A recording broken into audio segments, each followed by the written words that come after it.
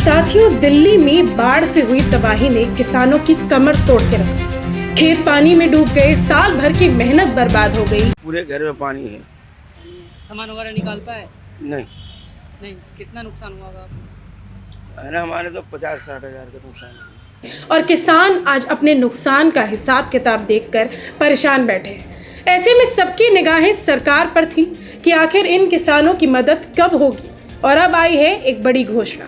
जी हाँ, दिल्ली की मुख्यमंत्री रेखा गुप्ता ने बाढ़ प्रभावित किसानों के लिए मुआवजे का ऐलान कर दिया है। सीएम ने सभी 11 राजस्व जिले के डीएम के साथ बैठक की और कहा कि सरकार फसल नुकसान झेल रहे किसानों की लिस्ट तैयार करेगी और इस लिस्ट के आधार पर सीधे किसानों तक मुआवजा पहुंचाया जाएगा।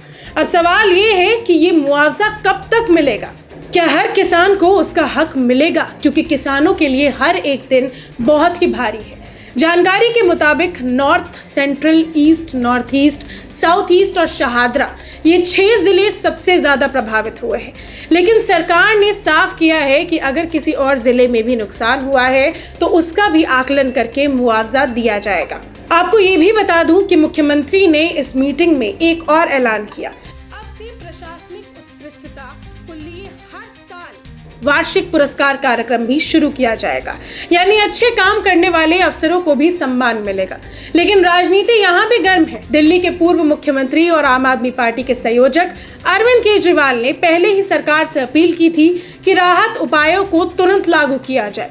उनका कहना था कि बाढ़ से सबसे ज्यादा गरीब तबके के लोग प्रभावित हुए हैं, जिन्हें फौरन मदद की जरूरत है। और केवल यही नहीं, दिल्ली विधानसभा की नेता प्रतिपक्ष आतिशी ने भी जोरदार मांग की है। उन्होंने कहा था कि हर प्रभावित परिवार के एक वयस्क सदस्य को 18,000 रुपए दिए जाए, संपत्ति के नुकसान का पूरा मुआवजा मिले और किसानों को 20,000 रुपए प्रति एकड़ की दर से मुआवजा दिया जाए।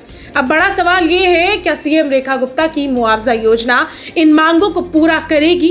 क्या किसानों को 20,000 प्रति एकड़ मिलेगा या फिर सिर्फ कागजों में राहत बांटी जाएगी और किसान फिर से निराश होंगे? फिलहाल किसानों को बस इंतजार है कि सरकार की घोषणा जमीन पर कितनी तेजी से उतरती है, क्योंकि फसल का नुकसान सिर्फ खेत तक नहीं रहता, पूरे परिवार की रोजी रोटी पर असर डालता है। इस पूरे मामले पर आपका क्या कहना है, हमें कमेंट्स में जरूर बताइए और जुड़े रहिए हमारे साथ।